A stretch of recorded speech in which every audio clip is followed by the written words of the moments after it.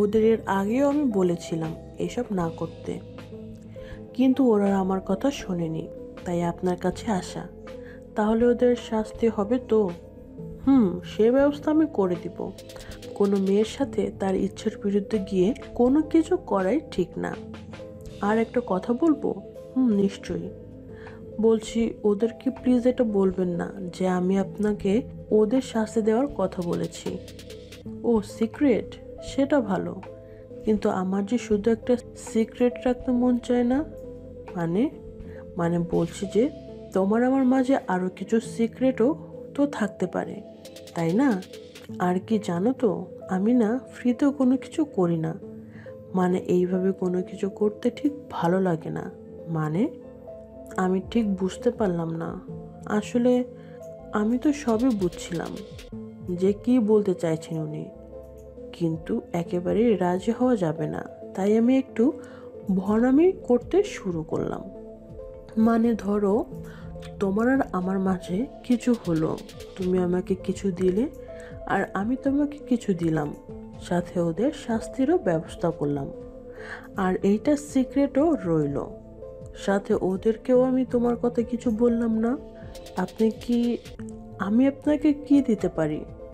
আপনার কাছে তো সবই আছে, দিতে পারো। চাইলেই অনেক কিছুই দিতে পারো। তুমি আমাকে অনেক সুখ দিতে পারো। উনি আমার দিকে এগিয়ে এসে আমার হাতটা ধরলেন আর বলল, তোমার এই নরম হাত দিয়ে আমাকে একটু আদর করতে পারো। আমি তোমাকে একটু আদর করতে পারি। কি বলছেন এইসব? ছাড়ুন আমাকে। না না, তোমার ইচ্ছা না থাকলে কিছু করার নেই। আমি তো বললামই, মেয়েদের ইচ্ছার বিরুদ্ধে গিয়ে কিছু করা উচিত না। কিন্তু ব্যাপারটা ভেবে দেখতে পারো, তুমি আমাকে খুশি করলে আমিও তোমাকে খুশি করলাম। আর এইটা তোমার আর আমার একটা সুইট সিক্রেট রইল। মানে তোমাকে এখনই কিছু বলতে হবে না, তুমি ভেবেচিন্তে আমাকে জানাবে। আচ্ছা, আমি এখন আসি তাহলে। আচ্ছা। আমি ওই দিন ইচ্ছা করেই তার করার প্রস্তাবে রাজি হলাম না। আমি বেরিয়ে এসে কাকার সাথে গাড়িতে উঠলাম। গাড়িতে উঠে আমি কাকাকে সব খুলে বললাম। আর ওই নেতার কি করুণ হাল আমি করেছিলাম সেটা নিয়ে হাসতে লাগলাম। বাসায় গিয়ে একটু রেস্ট নিলাম আর নেতার তাঁবুর কথা ভাবতে লাগলাম। বেশ ফুলেছিল তাঁবুটা, ওটাও নিশ্চয়ই বেশ বড় হবে।